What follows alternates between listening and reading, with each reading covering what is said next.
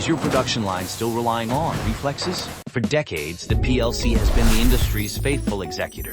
Reliable, but it only follows orders. But now the rules of the game are changing. When the robotic arm gets a smart brain, a revolution has arrived. This isn't just a simple upgrade. It's a leap from a feature phone to a supercomputer. Traditional PLCs use closed, vendor-specific software, while an AI edge controller on an open Linux system lets you install unlimited smart apps. A PLC can see an excessive temperature and stop the equipment.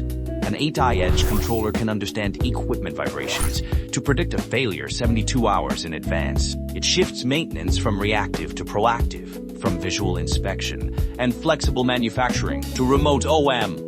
A single device can integrate control, computing, and 8i, greatly simplifying the system architecture and allowing engineers to perform zero-distance maintenance on equipment worldwide. This isn't about replacement, it's about symbiosis. Let the 8i edge controller be the brain, and the PLC be the spinal cord working together to build a more efficient and intelligent system.